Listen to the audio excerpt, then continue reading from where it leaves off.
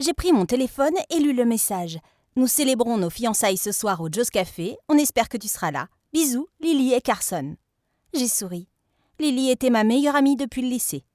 Elle et Carson sortent ensemble depuis 4 ans maintenant. C'est moi qui les ai présentés quand Carson et moi étudions les soins infirmiers ensemble. Carson et moi étions en train de dîner un soir quand Lily nous a rejoints. Nous avons passé une agréable soirée et ils ont flirté ce soir-là et cela a continué jusqu'à nos jours. J'étais plus qu'heureuse d'assister à la fête. Tout le monde se demandait quand Carson allait lui demander sa main. Nous les voyions comme le couple parfait et il était temps. Quand je suis arrivée, Lily s'est précipitée pour me serrer dans mes bras.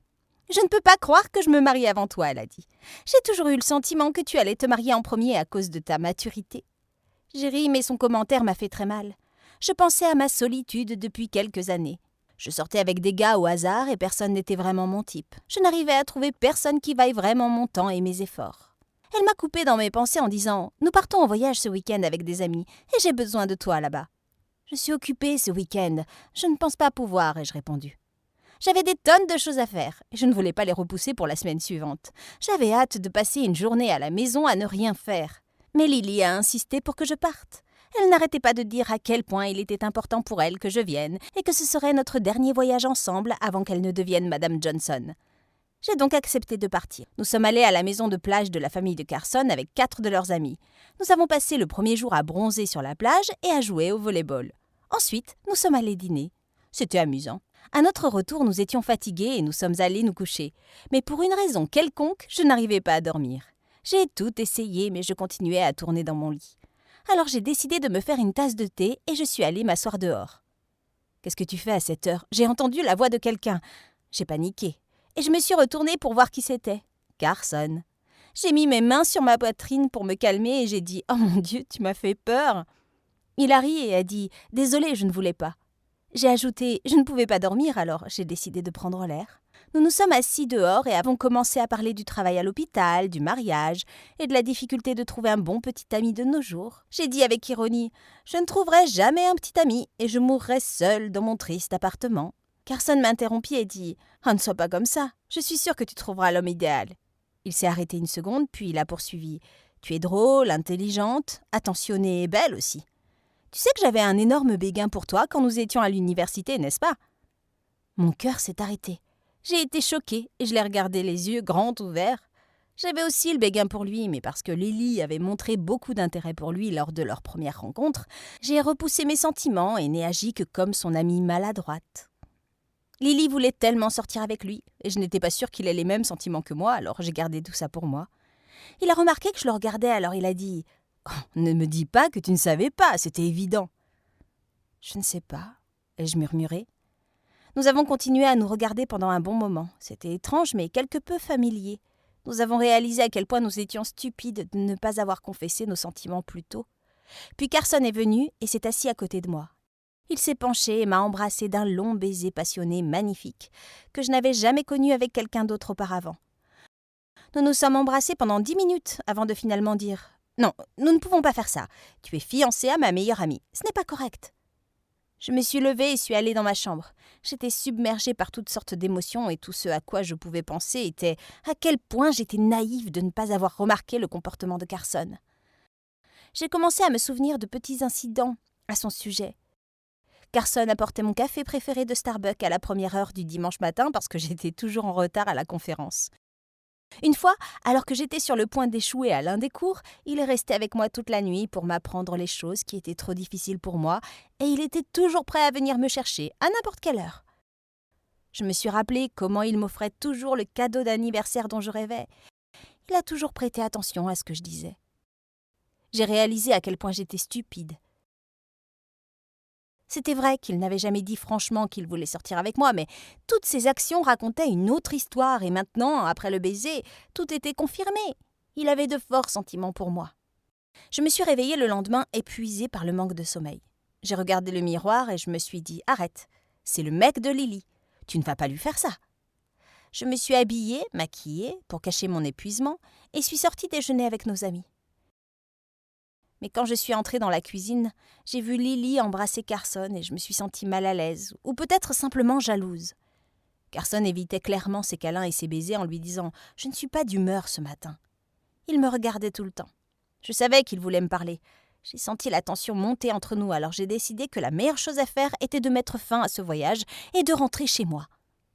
Je me suis tournée vers Lily et lui dit « Hé Lily, désolée, mais l'hôpital a appelé ce matin et je dois partir. Je te verrai à ton retour en ville. » Lily n'a pas commenté. Elle m'a prise dans ses bras et m'a souhaité un bon voyage de retour.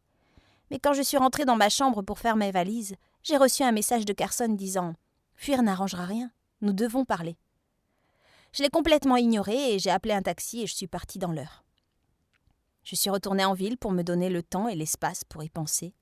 Je n'allais pas ruiner la vie de ma meilleure amie pour des sentiments que j'avais il y a 5 ans.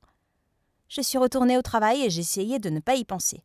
Mais plus j'essayais de ne pas y penser, plus j'y pensais. J'étais épuisée de me forcer à ne pas y penser.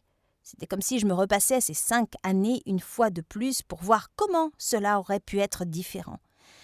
Puis une semaine plus tard, quand je suis rentrée chez moi après mon service à 11h du soir, j'ai vu Carson attendre devant ma porte. Et avant d'avoir la chance de dire quoi que ce soit, il m'a regardée et a dit doucement « Tu es amoureuse de moi, je l'ai vu dans tes yeux. Pourquoi tu ne me l'as pas dit plus tôt ?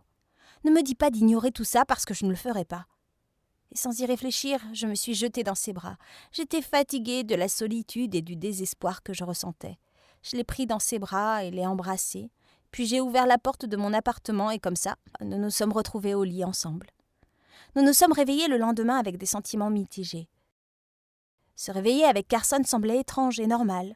C'était comme si nous avions l'habitude de faire ça tout le temps, mais nous avons tous les deux ressenti une énorme culpabilité. Nous avions trahi la personne la plus importante de nos vies. Je me sentais mal, j'ai trahi ma meilleure amie,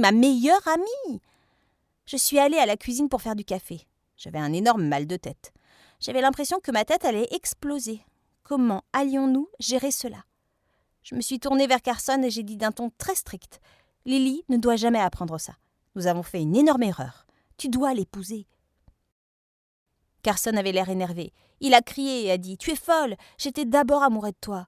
Je ne suis sortie avec Lily que parce que je pensais que tu n'avais aucun sentiment pour moi, mais maintenant que je sais que j'avais tort, je vais rompre avec elle. Et même si tu ne veux plus sortir avec moi, je ne veux pas avoir un mariage basé sur un mensonge. » Je me suis assise, impuissante. La situation m'échappait. Je me sentais tiraillée entre deux. J'aimais vraiment Carson. Nous nous connections à tant de niveaux et nous avions tellement de choses en commun.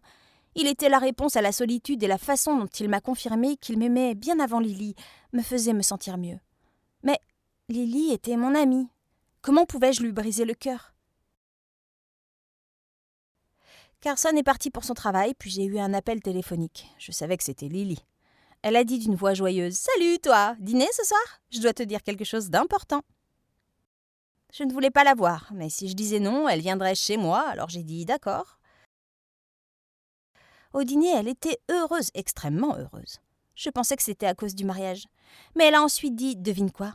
J'ai une surprise pour toi. Tu vas bientôt être tata. Je suis enceinte. »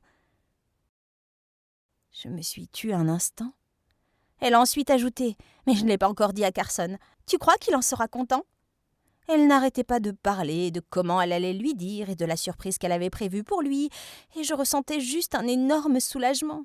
Tout ce à quoi je pouvais penser, c'était que j'avais eu ma réponse. Sa grossesse signifiait clairement que je devais m'éloigner. J'avais fait une erreur la veille, mais je n'allais pas continuer.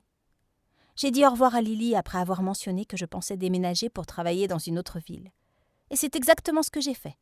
J'ai cessé de répondre aux appels téléphoniques de Carson ou de répondre à ses messages. J'ai dormi à l'hôpital la plupart du temps. Donc, s'il venait à mon appartement, il ne me trouvait pas là-bas. Et j'ai commencé à chercher un nouvel emploi où je ne les verrais pas tous les jours. 4 semaines plus tard, j'ai déménagé dans cette nouvelle ville. J'ai commencé un nouvel emploi et j'ai rencontré Henry, mon beau voisin.